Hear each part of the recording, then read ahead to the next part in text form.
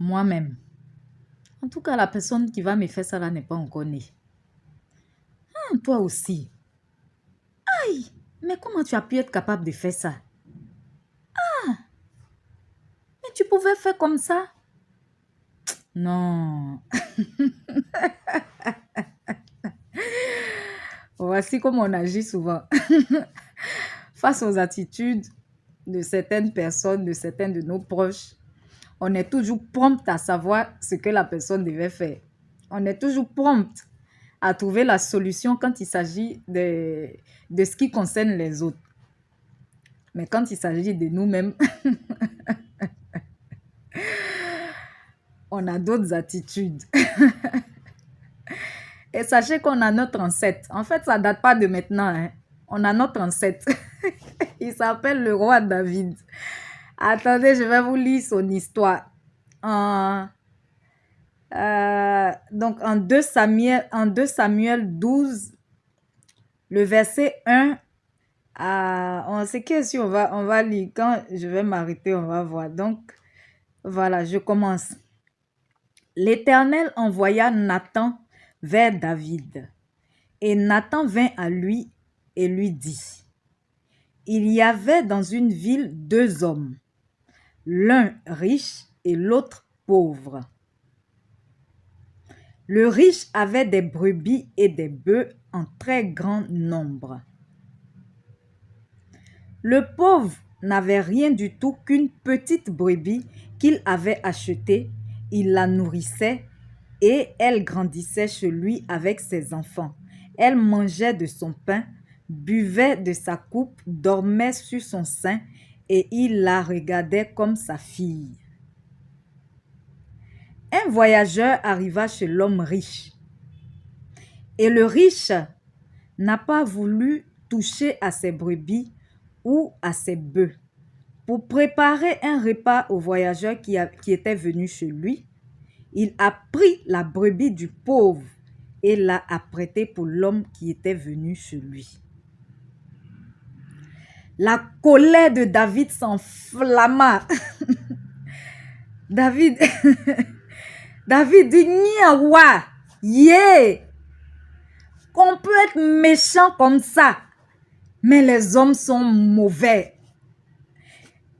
Donc sa colère s'enflamma violemment contre cet homme. Pas comme l'homme qui était en train de lui parler. Hein. L'homme qui était en train de lui parler, c'était un prophète. Et David dit à Nathan, donc Nathan le prophète, l'Éternel est vivant. L'homme qui a fait cela mérite la mort. Et il rendra 4 brebis pour avoir commis cette action et pour avoir été sans pitié. Et Nathan dit à David, tu es, ça veut dire toi-même qui es devant moi là, tu es cet homme-là. Ainsi parle l'Éternel, le Dieu d'Israël. Je t'ai oint pour roi sur Israël et je t'ai délivré de la main de Saül. Je t'ai mis en possession de la maison de ton maître. J'ai placé dans ton sein les femmes de ton maître et je t'ai donné la maison d'Israël et de Juda. Et si cela eût été peu, j'y aurais encore ajouté. Pourquoi donc as-tu méprisé la parole de l'Éternel en faisant ce qui est mal à ses yeux? Tu as frappé de l'épée Uri le Héthien, tu as pris sa femme pour en faire ta femme et tu l'as tué par l'épée des fils d'Ammon. Maintenant, l'épée ne s'éloignera jamais de ta maison parce que tu m'as méprisé et parce que tu as pris la femme d'Uri, le Héthien, pour en faire ta femme. Ainsi parle l'Éternel, voici, je vais faire sortir de ta maison le malheur contre toi et je vais prendre sous tes yeux tes propres femmes pour les donner à un autre qui couchera avec elles à la vue de ce soleil.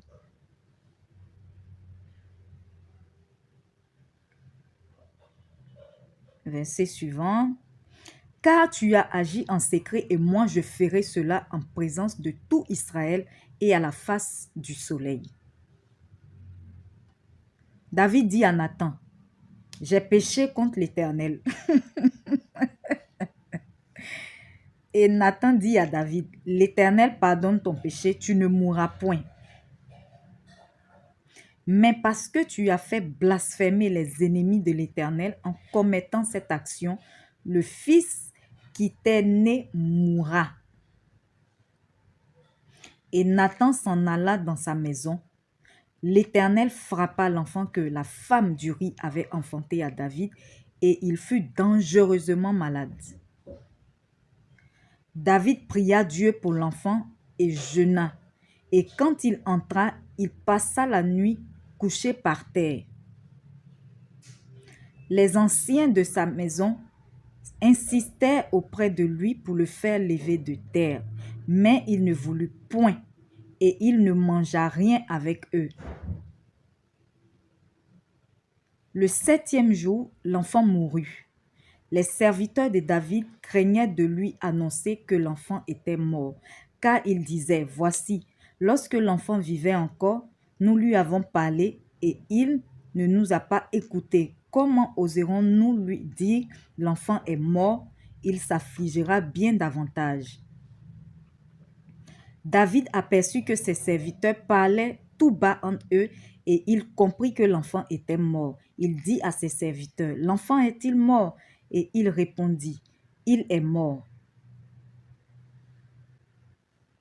David se leva de terre, se lava, soignit et changea de vêtements, puis il alla dans la maison de l'Éternel et se prosterna. De retour chez lui, il demanda qu'on lui servît à manger et il mangea. Ses serviteurs lui dirent, que signifie ce que tu fais? Tandis que l'enfant vivait, tu jeûnais et tu pleurais. Et maintenant que l'enfant est mort, tu te lèves et tu manges.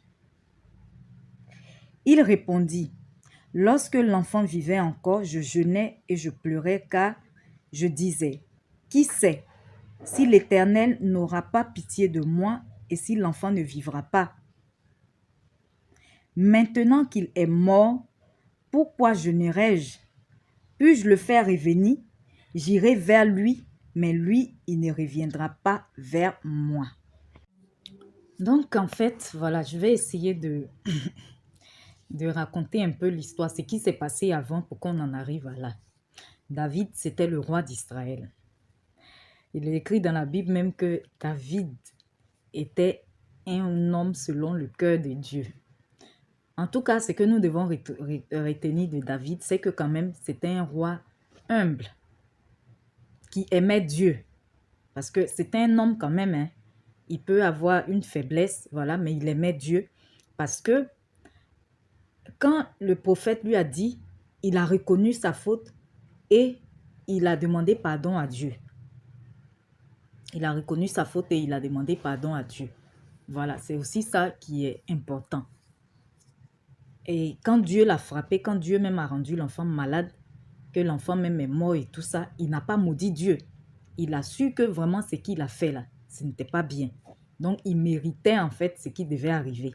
Mais bon, comme on demande toujours pardon à Dieu, nous, on ne sait pas ce que Dieu, il est souverain. Mais nous, en tant qu'humains, quand même, on essaie souvent de parler à Dieu, de demander pardon à Dieu pour voir s'il peut avoir pitié. Mais bon, dans ce cas-là, Dieu n'a pas eu pitié. Il a eu pitié de lui-même, David, mais il a dit que cet enfant-là ne devait pas rester en vie, peut-être parce que c'était une abomination. En tout cas, c'est quelque chose qui allait même, à cause de cet acte-là, les gens même allaient parler mal de Dieu. Parce que il a été dit dans le texte que tu as livré le nom de l'Éternel à ses ennemis. C'est toujours comme ça. Parce que quand nous, les chrétiens, nous faisons des choses, en fait, généralement ou souvent, les gens nous laissent pour aller s'attaquer à Dieu, pour blasphémer contre Dieu. Donc, voilà. Donc, David a reconnu son erreur. Il a été humble. Il n'a pas maudit Dieu, même quand l'enfant est mort. De nos jours, je me demande Si un homme de Dieu peut aller parler à un roi comme ça ou bien à un président, en tout cas, c'est pas à n'importe quel roi, à n'importe quelle autorité on parle. De nos jours là, s'ils t'ont pas enfermé même, si tu es ressorti même du palais ou bien de la présidence, en tout cas, faut dire merci parce que toi, il va dire toi ou ton Dieu même qui t'a envoyé tout ça là même là, il s'en fout de vous. Donc voilà, David en fait, voilà, c'était un roi. Un jour, à son balcon, les gens, il était en guerre, son pays était en guerre. Il a quitté le front, il est venu, parce que c'était un roi qui participait aussi aux guerres. Ce jour-là, en tout cas, il est resté là. Il est allé, il était à son balcon, comme on peut dire, voilà, pour qu'on puisse comprendre facilement. Et il voit une femme, imaginez, c'est le palais, donc quand il est sur son toit, peut-être il voit vraiment toutes les maisons. Il voit une femme qui est en train de se doucher. Souvent, là, c'est ça aussi, mon frère. Tu peux voir des choses, ça passe, ça te surprend. Quand tu vois un coup et puis tu vois que ça ne t'arrange pas, il faut enlever tes yeux. Mais quand tu insistes pour regarder, là, ce qui va arriver, là, c'est ta responsabilité. David, lui, il a insisté pour regarder. Et comme il est roi, il a envoyé des gens aller chercher cette femme. En tant que c'était une femme mariée. Il a eu des rapports avec la femme qui était dans sa mauvaise période, on peut dire, puisque ce n'était pas avec son mari. Et la femme a contracté une grossesse. Et quand la femme a su qu'elle était enceinte, qu'elle lui a dit, le mari de cette femme-là, il était au front, il était en guerre. Donc, David l'a fait venir rapidement pour qu'il parte avec sa femme pour ne pas que ça se sache. Ouais, si on veut contrôler les foyers, surtout les foyers africains, là. J'ouvre une parenthèse pour dire un jour, avant, bon, c'était des histoires drôles. Il y a un couple, on dit, il y avait un challenge. Les gens qui ont 10 enfants, bon, je vais prendre juste 10. Les gens qui ont 10 enfants, là, ils auront des prix. Donc, le monsieur dit à sa femme que, fouet, je dis un nom comme ça. J'ai fait 2 enfants dehors, je vais aller les chercher. Comme ça, comme on a 8 là, je vais aller les chercher comme ça, ça va nous faire 10 et puis on va gagner le prix. Le monsieur va chercher ses 2 enfants dehors. Et il revient, lui-même, il lui manque 2 enfants ou 3 enfants. En tout cas, il lui manque un nombre d'enfants. Mais là, il dit à sa femme, mais qu'est-ce qui s'est passé? Sa femme lui dit, mais de toute façon, tu allais chercher tes 2 enfants dehors là. C'est comme ça, seul aussi, le papa sont venus les chercher.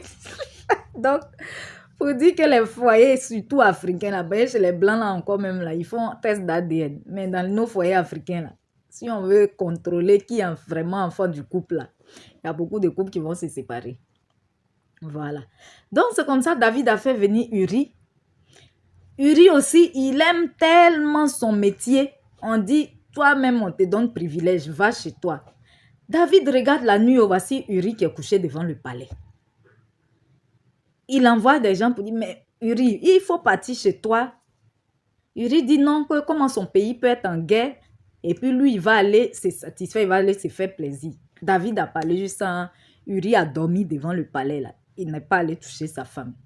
Donc David, ça ne l'arrange pas.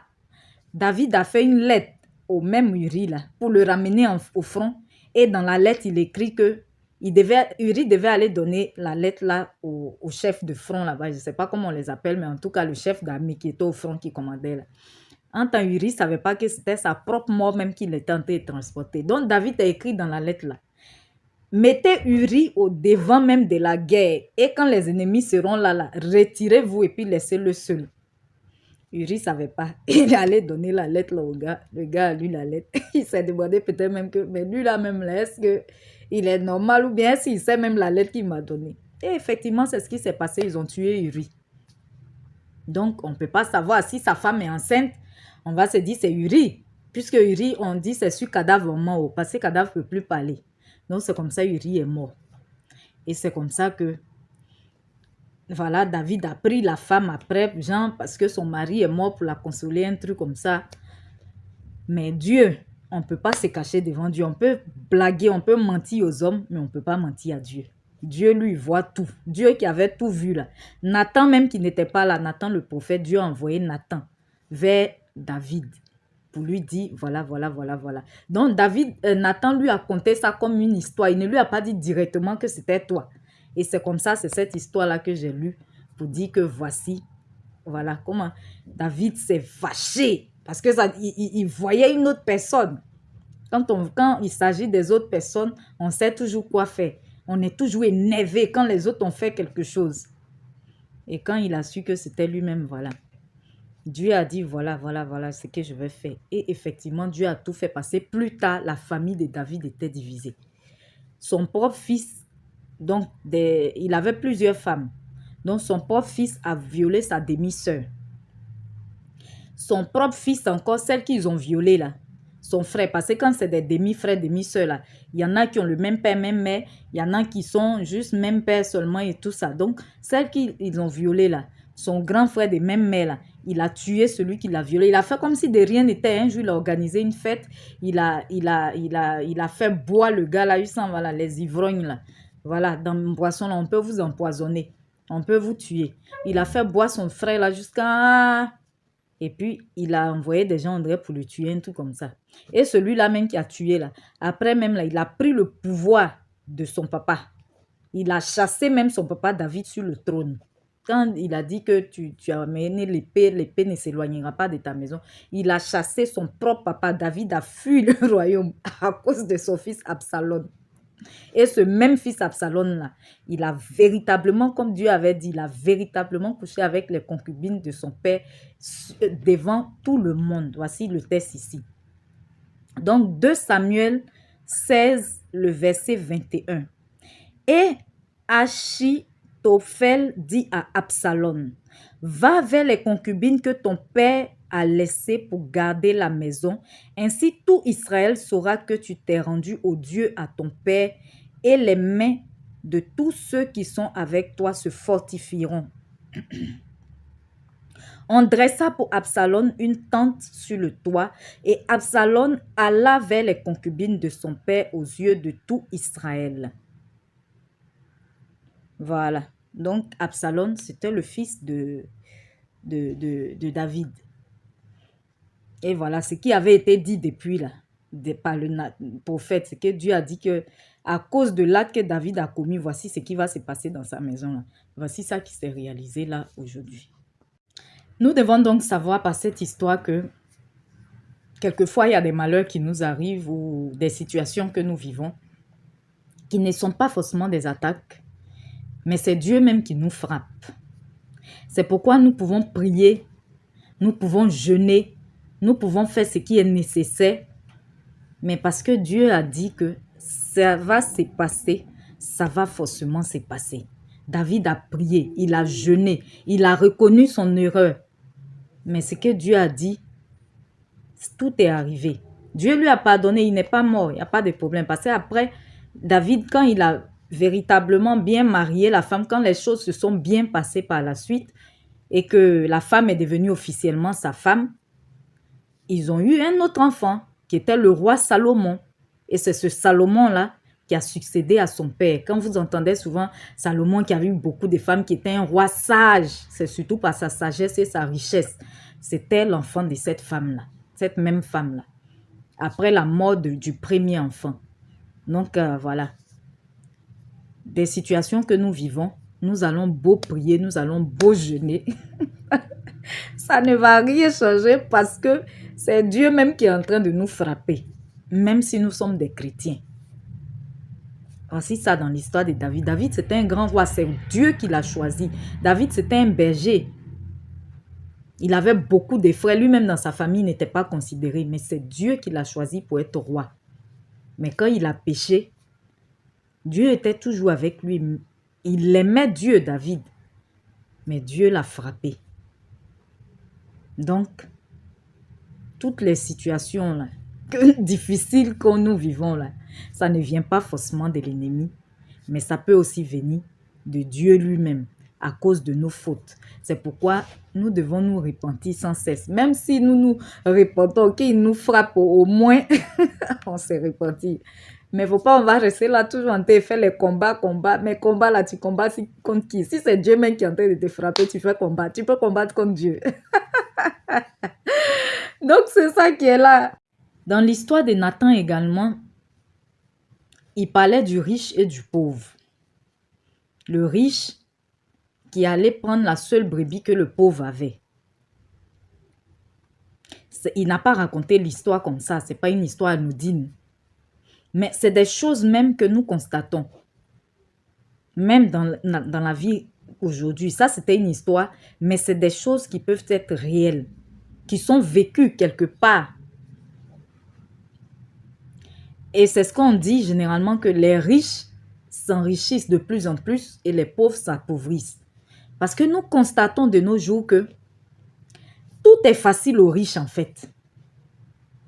Et ce sont les pauvres qui ne font que subir. Quand on dit situation difficile, ce sont les pauvres. Augmentation, cherté de la vie, ce sont les pauvres qui subissent. Les riches, quelquefois, mais ils ne payent pas leurs impôts. Mais toi, le pauvre, tu n'as pas payé, là, on vient saisir tous tes trucs. Pourtant, lui, il a l'argent. Si on dit qu'il doit payer même là, c'est lui-même qui doit payer. Il doit même payer même pour plusieurs. Il doit même payer pour certains pauvres, pour une catégorie de pauvres. Mais ils ne font rien. La vie augmente, mais les salaires n'augmentent pas. Même dans la vie, entre amis, quelquefois, il y a des gens qui sont riches, qui ont tout, mais qui sont jaloux de leurs amis même, qui n'ont pas ce qu'ils ont, et qui font tout pour les détruire. C'est des histoires qui peuvent être réelles. Ça, c'est une histoire qu'il a contée à David, mais pour dire que, en fait,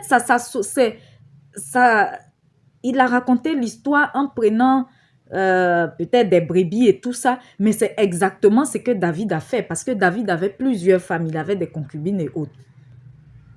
Et tout ça là, ça ne lui a pas suffi. Hein. C'est comme ça, les hommes là, ils aiment toujours la nouveauté. Quelqu'un chez toi-même, tu ne demandes de compte à personne, tu as plusieurs femmes dans ton palais, mais le jour là, tu as eu envie là, tu n'as pas choisi une dans ton palais, tu es allé prendre une jusqu'à Dieu. C'est comme ça. C'est pourquoi les hommes, quand ils disent que si on légalise la polygamie, il n'aura plus d'infidélité parce qu'au moins, tu connais ta rivale. Il va laisser toutes celles qu'il a épousées dans polygamie là pour aller chercher des nouvelles encore.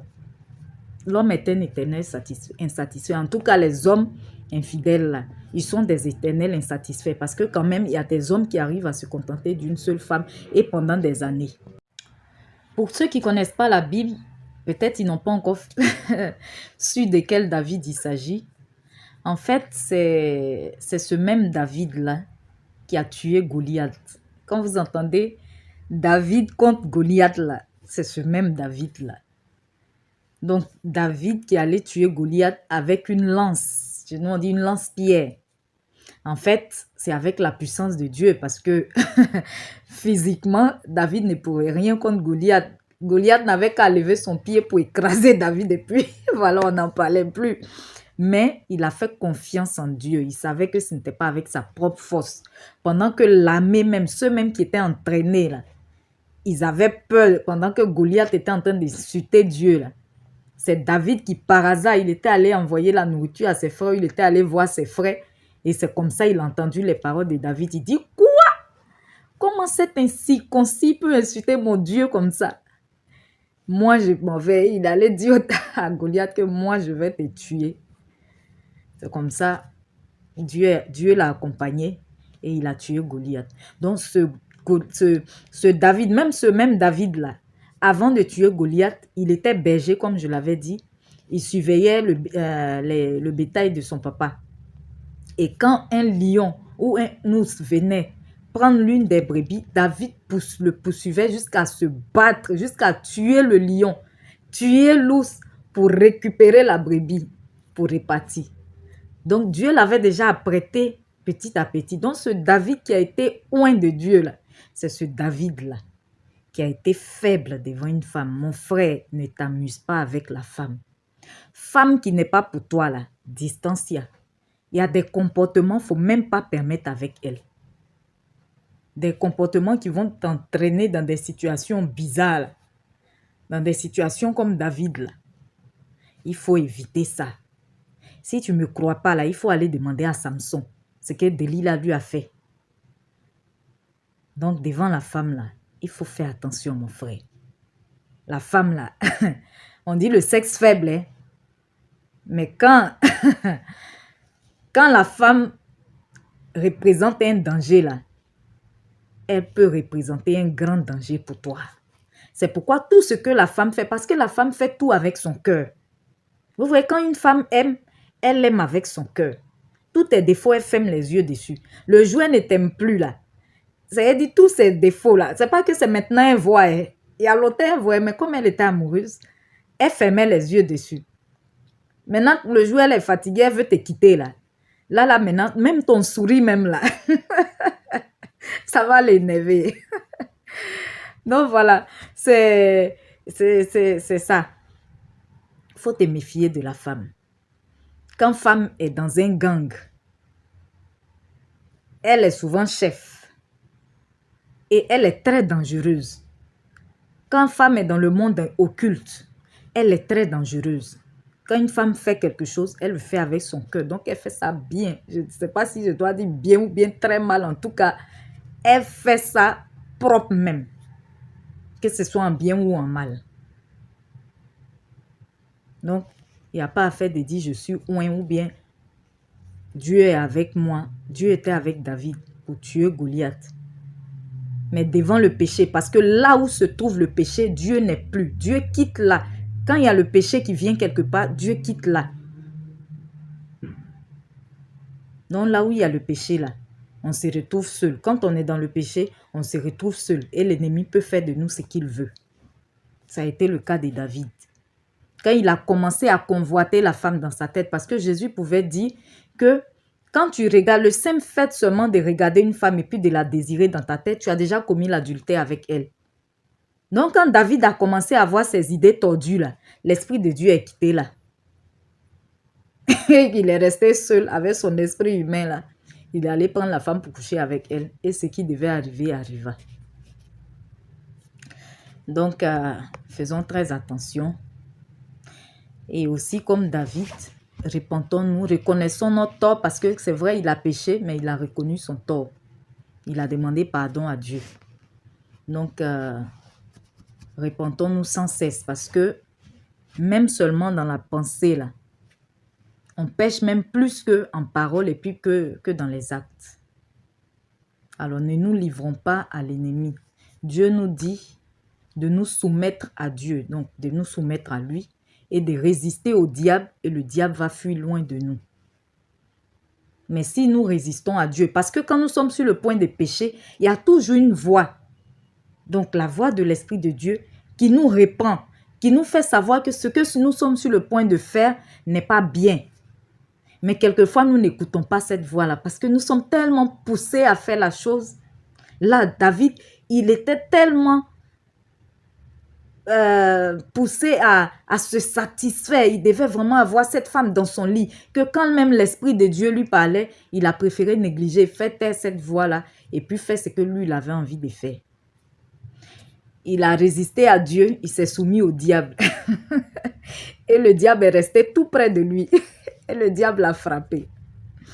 Malheureusement pour lui, c'est ce qui nous arrive souvent parce que l'exemple de David, c'est des choses que même nous pouvons vivre. Même nous que nous avons déjà vécu, même nous que nous vivons. Voilà. Donc, soumettons-nous à Dieu et résistons à l'ennemi.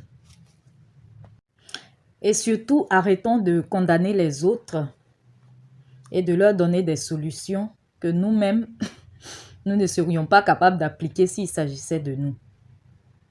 Quand un frère ou une sœur a été faible, ayons le courage déjà de lui dire que ce que la personne a fait n'est pas bien. Soutenons la personne et prions avec la personne ou prions pour la personne. Parce que si Dieu même, il devait nous condamner nous-mêmes à chaque fois que nous péchions, pour ce que même nous faisons dans le secret, si Dieu devait livrer ça publiquement, c'est sûr que on n'aurait rien à dire, on ne parlerait jamais dans les affaires des autres. Voilà, donc conseillons-nous et arrêtons de nous condamner.